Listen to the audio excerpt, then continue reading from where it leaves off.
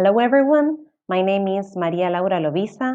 I am part of the Equipo Técnico Regional at CIIE Región 2. This short video is meant for helping or giving ideas to any teacher working at primary school and may be interested in using authentic storybooks.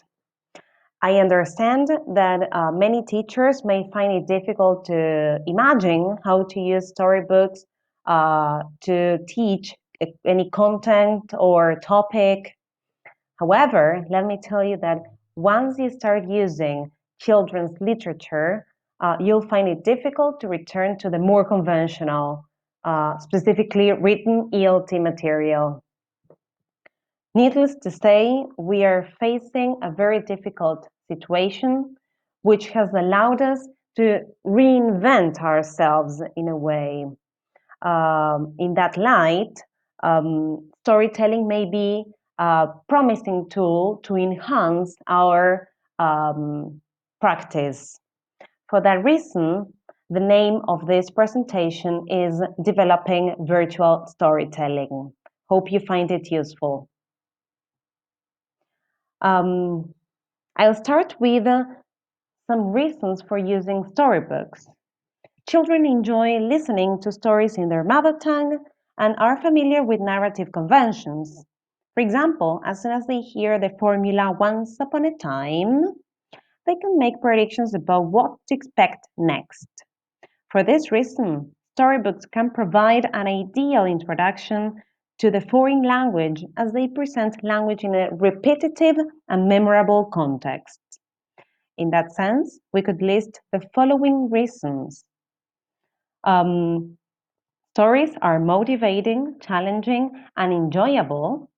They can help develop positive attitudes towards the foreign language, culture, and language learning. Stories exercise the imagination. Stories are a useful tool in linking fantasy and imagination with a child's real world. Listening to stories in class is a social experience. It's a shared social experience. Storytelling provokes a shared response of laughter, sadness, excitement, and anticipation. Listening to stories allows a teacher to introduce or revise new vocabulary and sentence structures by exposing the children to language in a varied, memorable, and familiar context, which will enrich their thinking and gradually enter their own speech. Storybooks cater for individual interests and diverse learning needs by allowing children to respond at their own linguistic and cognitive level.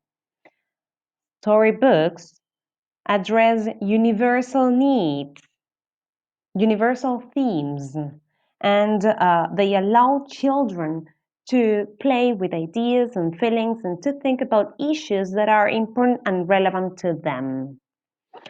Storybooks may also be an alternative to the course book. If you do not have to adhere rigidly to a course book or do not have to use one at all or don't have one at all, storybooks can offer a novel alternative to the course book. 5 or 6 stories can be worked on throughout a school year. In this way, a storybook provides the starting point for a wide range of related language learning activities.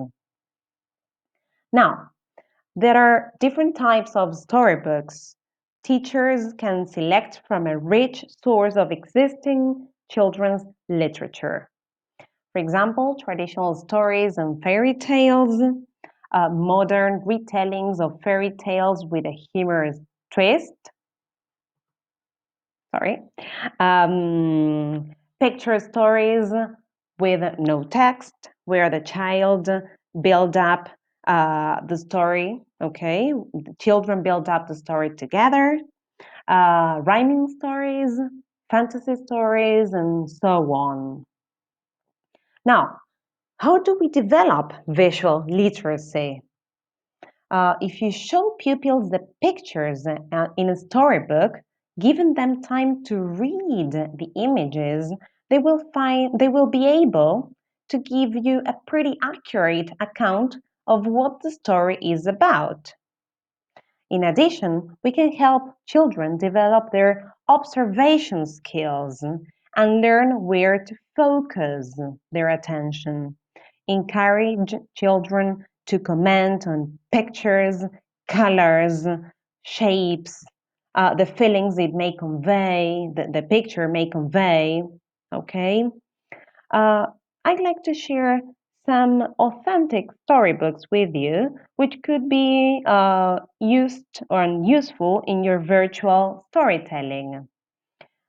Within the narrative genre, we could mention The Very Hungry Caterpillar, The Clever Tortoise, The Elephant and the Bad Baby. As for rhyme, you may find useful My Cat Likes to Hide in Boxes, Brown Bear, and Mr. McGee. As for the fantasy genre, Megan Mock and Funny Bones could be mentioned. I leave here YouTube videos where they are told, where there are very nice pictures that you could use. By now, I guess that you must have probably heard or even used various online platforms to share material or deliver lessons to your students, such as Skype, Zoom, Google Meet, uh, WhatsApp, or Jitsi Meet. Here goes some tips to storytelling online. Try to have short sessions that neither demand too much from them nor overextend your students' concentration span. Make the storytelling session a special event. Maybe you could tell them to wear something specific for the session, for the online session, such as a funny hat, or glasses, or a colorful shirt. Read slowly and clearly. Encourage your students to take part in the storytelling by giving them opportunities to repeat key vocabulary items and phrases. Use gestures. Vary the pace and tone and volume of your voice. Pause where appropriate to add dramatic effect or to give children time to relate what they hear to what they see and to assimilate details in the illustrations. Ask questions to involve the children. What do you think is going to happen next? What would you do? Do not be afraid to repeat. This increases opportunities for exposure to the language. Um, we surely need to adapt ourselves to the new demands, okay, to teaching live online. It's not easy, but here we are to support each other. Make sure you get comfortable with your technology, use headphones if needed, try to find some privacy. I know that it's difficult nowadays that we are with the whole family in our houses, but try to find your spot. Practice with each other, practice with your colleagues before going on a call with your students. Expect trouble.